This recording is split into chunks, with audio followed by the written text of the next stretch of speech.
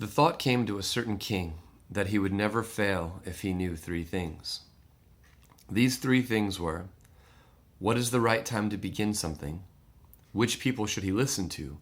And what is the most important thing for him to do? The king therefore sent messengers throughout his kingdom, promising a large sum of money to anyone who would answer all these three questions. Many wise men came to the king, but they all answered his questions differently. In reply to the first question, some said the king must prepare a timetable and then follow it strictly. Only in this way, they said, could he do everything at its proper time.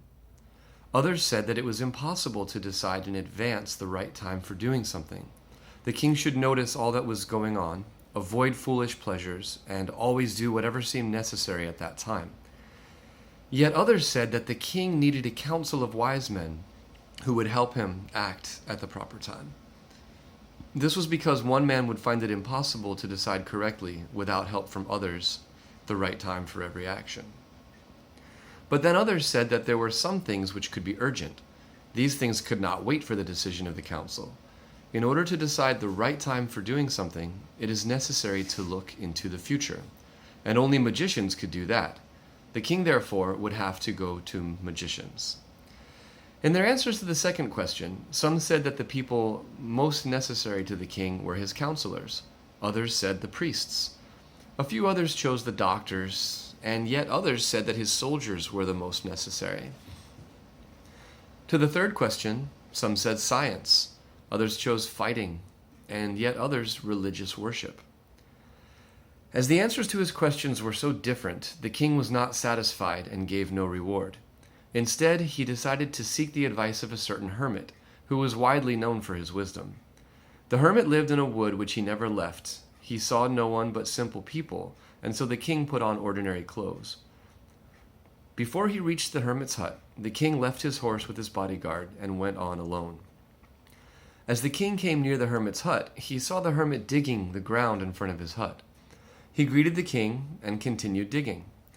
The hermit was old and weak as he worked. He breathed heavily.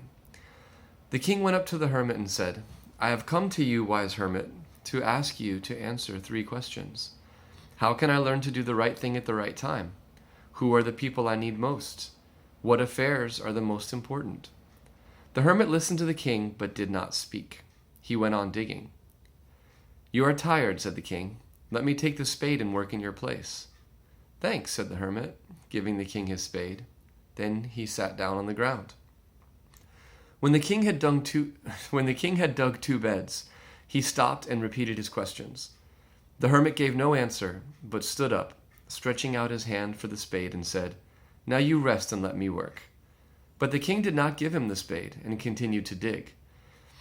1 hour passed, then another. The sun went down behind the trees, and at last the king stuck the spade into the ground and said, "I came to you, wise man, for an answer to my questions. If you can give me no answer, tell me so, and I will return home." "Here comes someone running," said the hermit. The king turned around and saw a bearded man running towards them. His hands were pressed against his stomach, from which blood was flowing. When he reached the king, he fainted and fell to the ground. The king and the hermit removed the man's clothing and found a large wound in his stomach. The king washed and covered it with his handkerchief, but the blood would not stop flowing. The king redressed the wound until at last the bleeding stopped. The man felt better and asked for something to drink. The king brought fresh water and gave it to him. By this time the sun had set and the air was cool. The king, with the hermit's help, carried the wounded man into the hut and laid him on the bed. The man closed his eyes and lay quiet. The king, tired by his walk and the work he had done, lay down on the floor and slept through the night. When he awoke, it was several minutes before he could remember where he was, or who the strange bearded man lying on the bed was. "Forgive me," said the bearded man in a weak voice when he saw that the king was awake. "I do not know you, and I have nothing to forgive you for," said the king. "You do not know me, but I know you. I am that enemy of yours who swore revenge on you, because you put my brother to death and seized my property. I knew you had gone alone to see the hermit, and I made up my mind to kill you on your way home. But the day passed and you did not return. So I left my hiding place, and I came upon your bodyguard, who recognized me and wounded me. I escaped from him, but I should have died if you had not dressed my wounds. I wished to kill you, and you saved my life.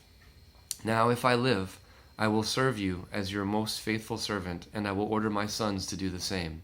Forgive me." The king was very happy to have made peace with his enemy so easily, and to have won him over as a friend. He not only forgave him, but said he would send his servants and his own doctor to look after him, and he promised to give back the man his property. Leaving the wounded man, the king went out of the hut and looked around for the hermit. Before going away, he wished once more to get answers to his questions. The hermit was on his knees sowing seeds in the beds that had been dug the day before. The king went up to the hermit and said, "For the last time I beg you to answer my questions, wise man." "You've already been answered," said the hermit, still bending down to the ground and looking up at the king as he stood before him. "How have I been answered? What do you mean?" "Do you not see," replied the hermit, "if you had not pitied my weakness yesterday and had not dug these beds for me, you would have gone away. Then that man would have attacked you, and you would have wished you had stayed with me. So the most important time was when you were digging the beds, and I was the most important man, and to do me good was your most important business.